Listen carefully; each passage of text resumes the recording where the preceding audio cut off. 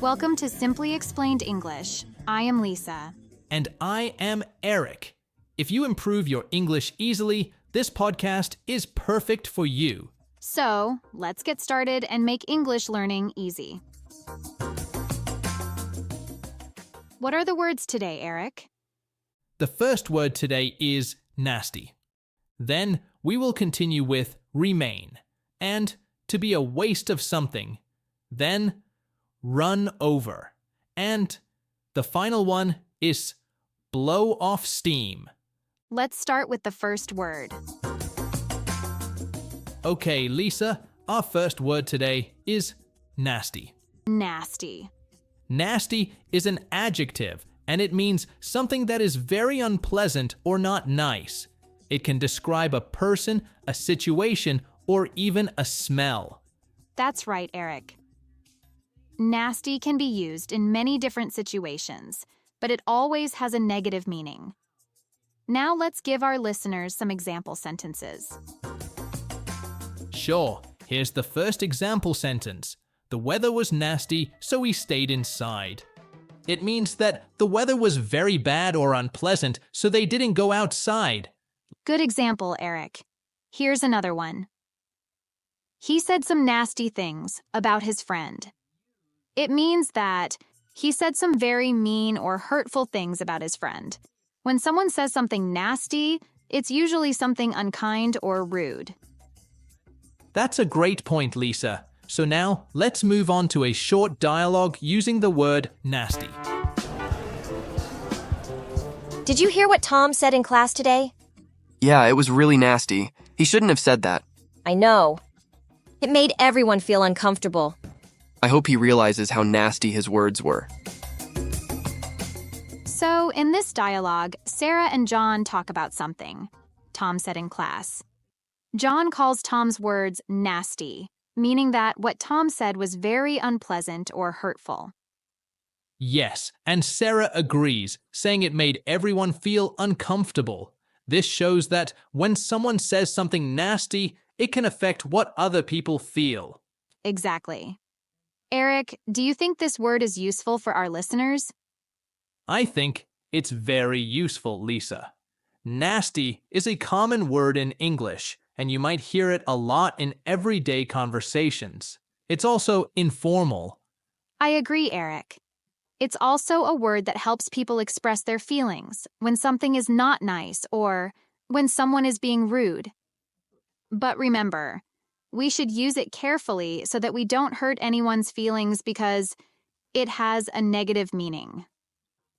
That's a good point, Lisa. Well, that wraps up our discussion on the word nasty. We hope our listeners found it helpful. I hope so, Eric. Let's move on to the next word. Our next word is to remain. To remain. To remain. To remain has two meanings, and we're going to explain both. The first meaning of to remain is to stay in the same place or condition. For example, if you stay at home, you remain at home. Yes, and the second meaning of to remain is something that is left over.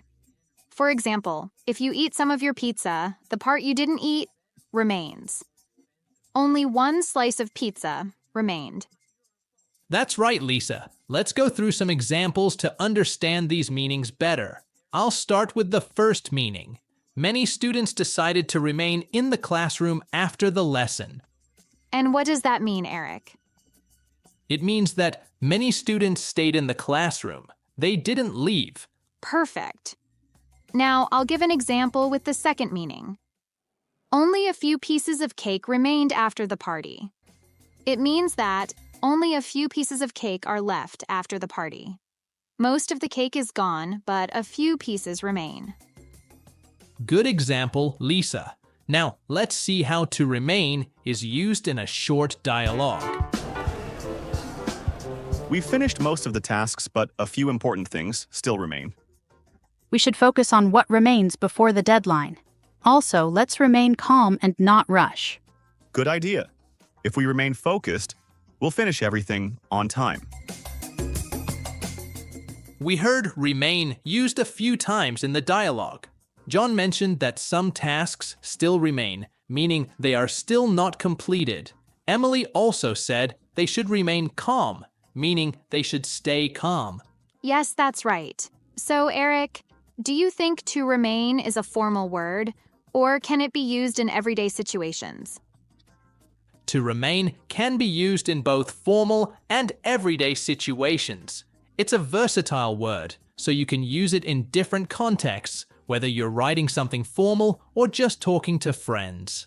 So, everyone, remember to remain is a handy word that you'll find useful in many situations.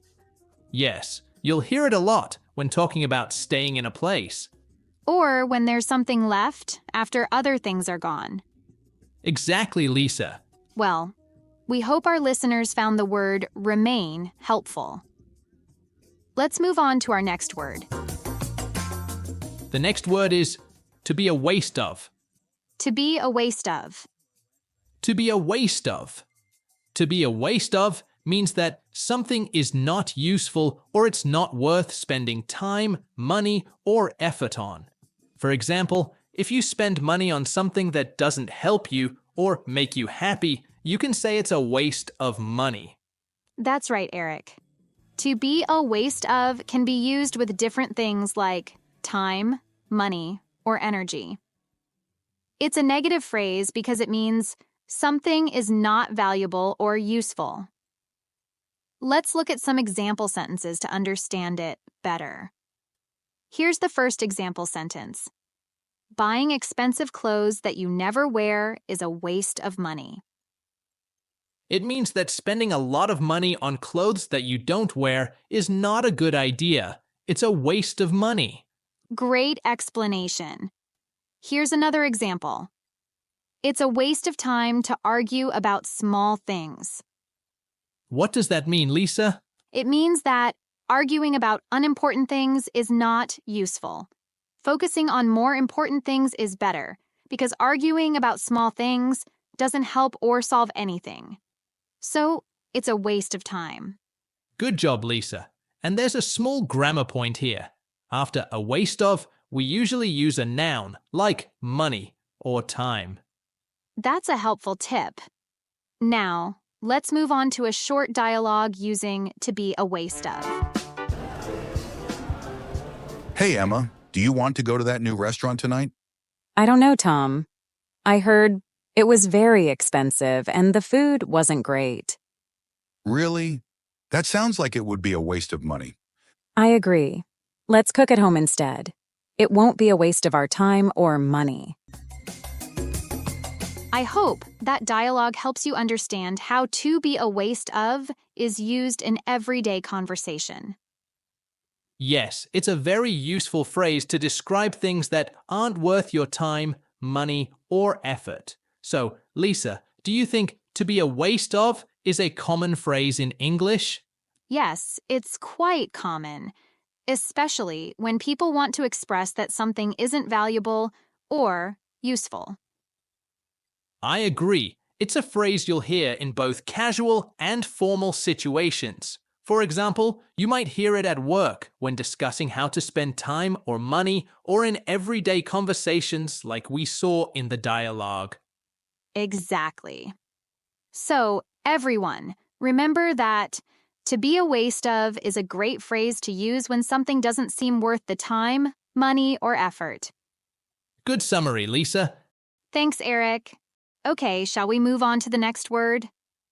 Okay, let's do it. Our next word is run over. Run over. Run over. Run over has three meanings. The first meaning is to hit someone or something with a vehicle, like a car. The second meaning is to practice or review something quickly. And the third meaning is to spend more time than planned. Great, Eric. Let's start with some examples. Here's the first one. The bus ran over a dog on the road. It means that the bus hit the dog while driving and the dog was under the bus. Now, I'll give the second example.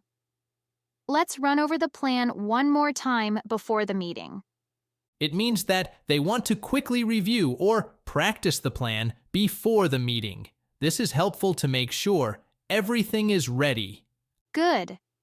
Here's the third example. The class ran over by 15 minutes today.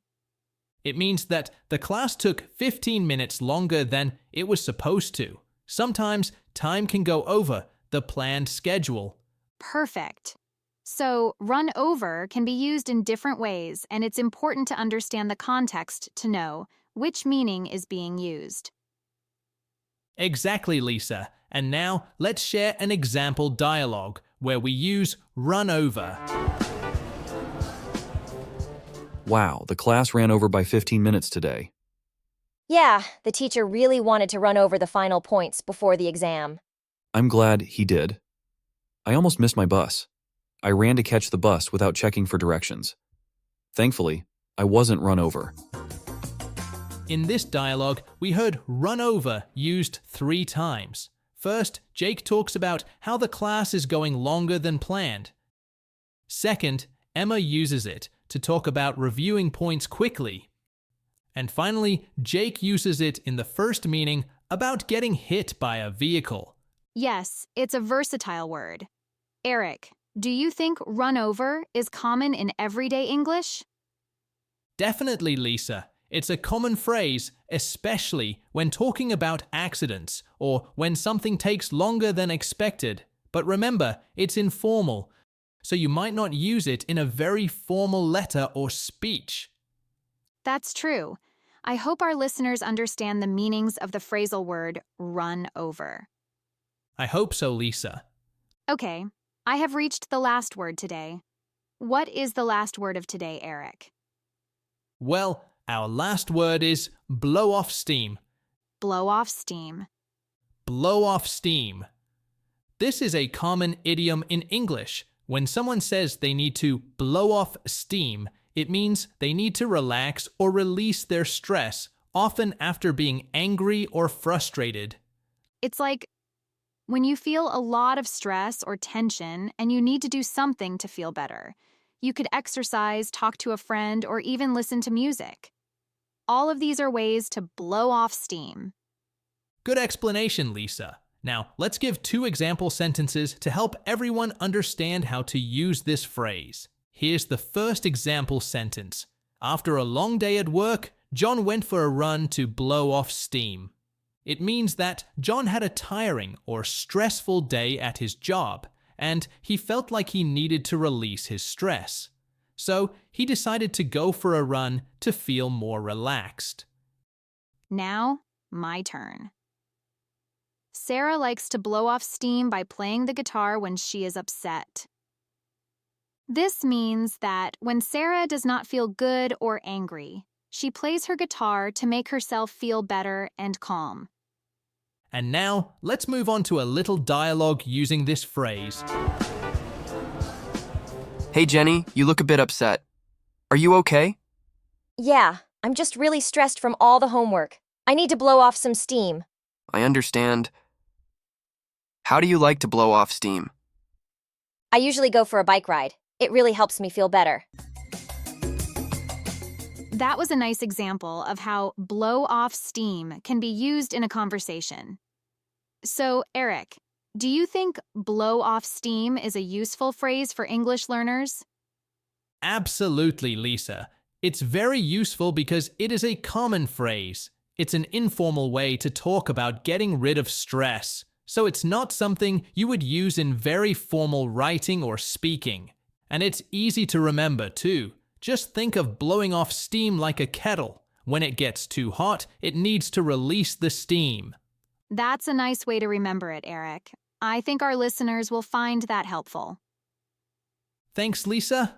Well, that's all for today's episode of Simply Explained English. We hope you enjoyed learning about blow off steam. Yes, and don't forget to study the new words you have learned. Thank you for listening and see you in the next episode. Bye.